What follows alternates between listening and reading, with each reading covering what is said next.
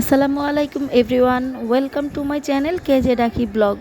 আজ আমি ছাদ থেকে কিছু ফল এবং সবজি হারভেস্ট করব, সাথে আপনাদের কিছু গুরুত্বপূর্ণ কথা বলবো। যেমন ছাদে আমি বাগান করতে গিয়ে কি কি সমস্যার সম্মুখীন হয়েছি এবং হচ্ছি, আর সাথে কি কি পরিকল্পনা করে ছাদ বাগান করা উচিত সেই বিষয়ে, যাতে আপনারা সুন্দর সুপরিকল্পিতভাবে একটি ছাদ বাগান করতে পারেন। আর আমি যেই প্রবলেমের মুখোমুখি হয়েছি সেই প্রবলেমটা যেন আপনাদের না হয়। যদি আপনাদের ছাদ বাগান করার ইচ্ছে থাকে তাহলে বাড়ি যখন বানাবেন তখন ছাদ বাগানের উপযুক্ত করেই বাড়িটি বানাবেন, যাতে গাছ লাগালেও বিল্ডিংয়ের যেন কোনো ক্ষতি না হয়। ছাদে জল ছাদ দিয়ে ছাদটি এমনভাবে গাছ লাগানোর উপযুক্ত করুন যাতে ছাদ ড্যাম হয়ে না যায়, ছাদ ড্যাম হওয়ার যেন ভয় না থাকে। আর যদি পুরাতন ছাদ হয় তাহলে গাছ লাগানোর পাশাপাশি চেষ্টা করুন যতটা পারবেন হালকা রাখতে, যাতে বিল্ডিংয়ের ছাদের যেন কোনো লোড না পড়ে। ছাদ বাগান থেকে আজ কিছু ফল এবং সবজি হারভেস্ট করলাম। গাছে তো অনেক বড়ই ফুল এসেছিল, তবে ফুলগুলো সব ঝরে গিয়েছে। যেই বড়ইগুলো আছে সেইগুলো আপনাদেরকে দেখাচ্ছি, এগুলো আরও বড় হবে। এই দেখুন, 2 দিন পর আমি ছাদে উঠলাম, উঠে দেখি এই অবস্থা, তাই ভিডিও করলাম আপনাদের সাথে শেয়ার করার জন্য। আমার বেগুন গাছের অবস্থা খুব খারাপ, টমেটো গাছের অবস্থাও খুব খারাপ। পানি না দেওয়ার কারণে গাছগুলোর অবস্থা প্রায় মৃত। এটা পাখি খেয়েছে এই টমেটোটা। আর এই ছাদ বাগান করলে আপনারা এটাও মাথায় রাখবেন যেন পানির ব্যবস্থাটা ভালো থাকে। পানি যদি নিয়মিত না দেওয়া হয় তাহলে গাছ টিকানো সম্ভব না, গাছ ভালো থাকবে না।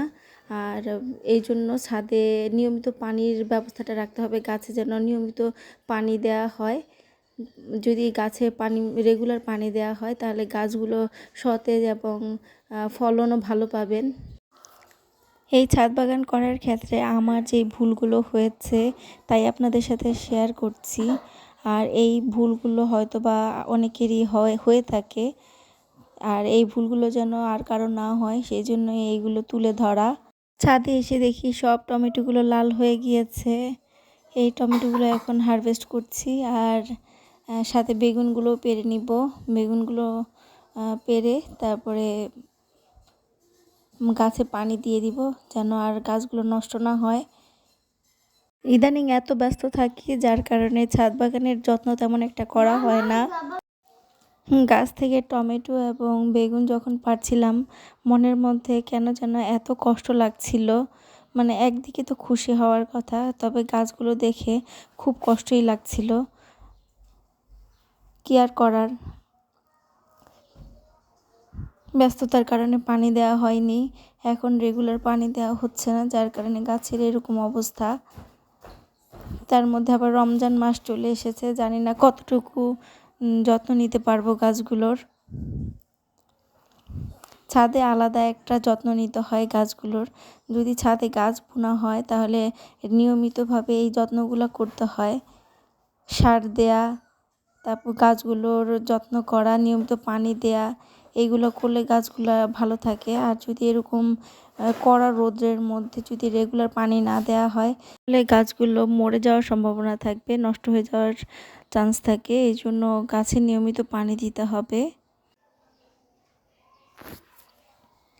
আর এই দেখুন, আমার গাছগুলোতে নিয়মিত পানি না দেওয়ার কারণে আমার আমড়াগুলো ঝরে গিয়েছে এখানে অর্ধেকটা, আর বাকি আরও অর্ধেক আছে যেগুলো নাকি পড়ে আছে, ছড়িয়ে ছিটিয়ে আছে। আমি আপনাদের দেখানোর জন্য একত্রিত করেছিলাম ছোট ছোট আমড়াগুলো। এগুলো যদি বড় হতো তাহলে কতগুলো হতো একটু ভেবে দেখুন।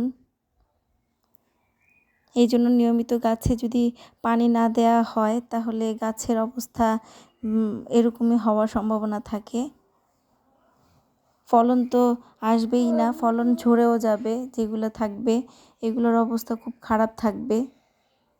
যার কারণে নিয়মিত ছাদ বাগানের যত্ন অবশ্যই করতে হবে। এই যে এখন লেবু পেরে নিচ্ছি।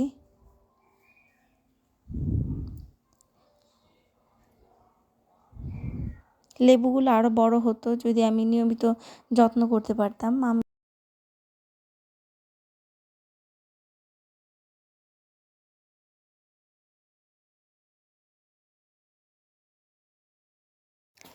আর ছাদ বাগান থেকে কী পেরেছি আপনারা তো দেখেছেনই, তারপরে আবার বলছি।